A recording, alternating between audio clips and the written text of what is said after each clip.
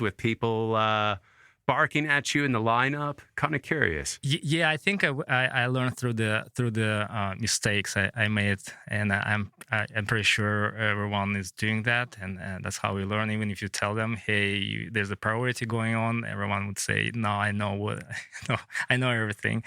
And for me, the learning process was a little longer, I think, because there was not so much social media involved in the past. Like if you go on YouTube, there were not too many videos like how to do this and that, how to do these tricks or maneuvers, or what's the priority, how to catch waves easier.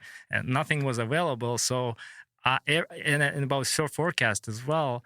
So I draw every day pretty much to Rockaway, whether it's flat or not. Then in 2 years, I realized I shouldn't have drove too many times. So. Well, the easy pass would your price goes up, gets really expensive, doesn't it? it was pricey. Where were you living? What part of the city were you living in? I was in Brooklyn.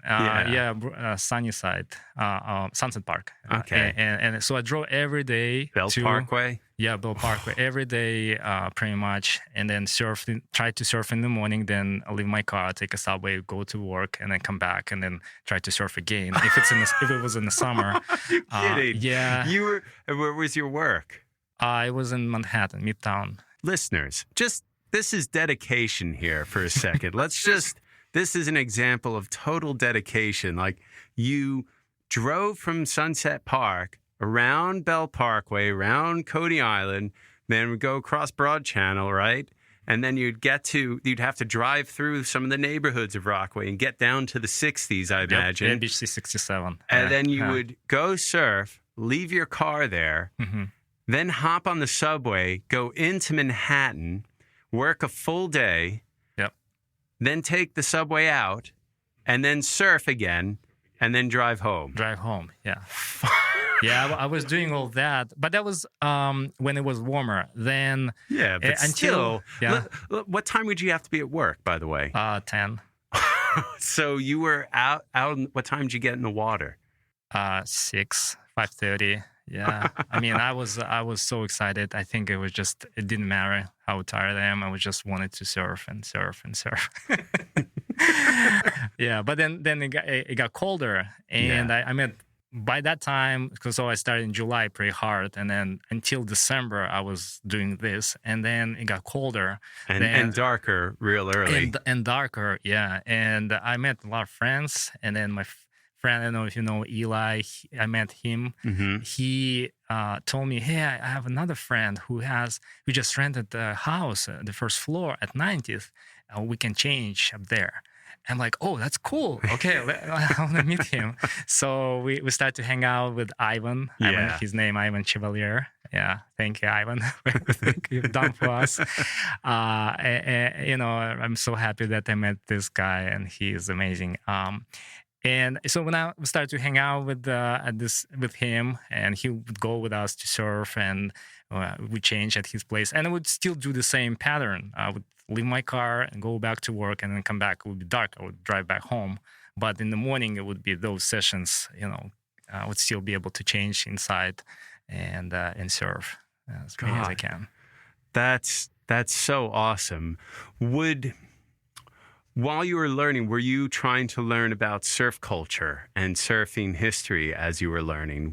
Or has that entered at all? Like, when did that interest, because there's the act of surfing, but then there's a whole cultural side too that we all tend to embrace in some ways. Everything from the clothing we wear to the words we speak, even in following the world tour and other stuff like that. When did that kind of start to get more of your interest? Not so much when I started, and I think in the past few years, then I started to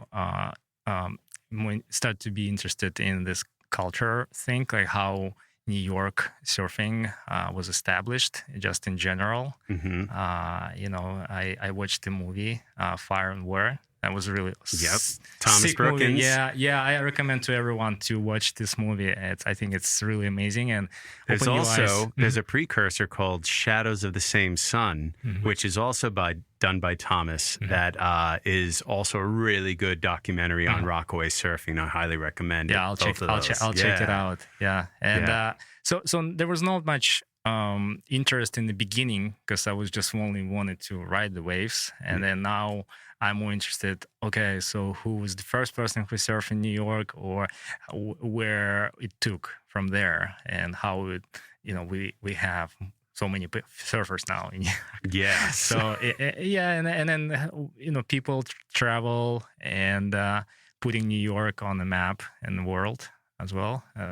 Will Scudin is one of them, a big wave surfer. I mean, who would imagine?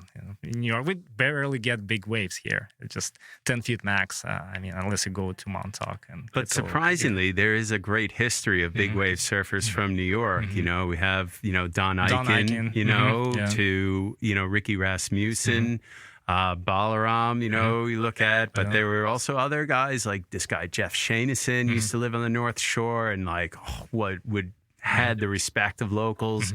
And I think we've always had that in some ways, which is kind of cool. Yeah.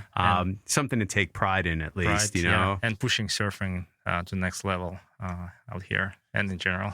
So you were saying you were riding your, soft top for a while. When did the progression side start to really come into play, wanting to get more in depth with it? And you were saying you started riding a lot of firewires, but also how did you start to analyze your surfing? I think I should start from the beginning. So Let's do it. When you start surfing in general, I had idea I need to get on the shoreboard as fast as I can. So the first 6 months, I went through 20 boards. 20 boards? 20 boards. I was getting them on the Craigslist. I would go to Breakwater Shore Shop. Nigel would recommend me to get this board, and then I would get this board. You were his favorite customer. Yeah, I was his favorite customer, for sure. So I would get through 20 boards, and so within 6 months, I was on 5.8 Sweet Potato by Firewire. Yeah. And that was the best board I ever had at that time, I think, because I kind of figured out the board and it allowed me to catch a lot of waves. I was catching even anything pretty much, but the style was off completely. I had poo stands, and now I'm checking out my photos and everything. I wouldn't ride the way I would like to, and the way it was supposed to be ridden. So then I saw my friend Bobby. So I've been doing that on the shortboard for 2 years, I believe. And then in 2 years, I started to see Bobby surfing for me.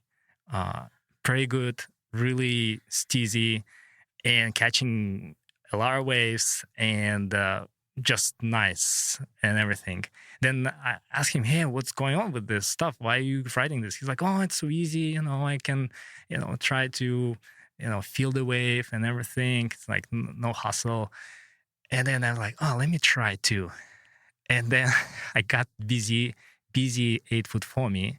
That's some old foamy I found somewhere at the Rockefeller the board house. I learned on was a BZ. Yeah, and then I started to work on my stands, fixing up poo stands, learning the peak dreaded dog. poo stance. You know what it comes from going to a shortboard too quickly because you then try to compensate for the balance because the board is so unstable. Yep. You have to widen that stance and.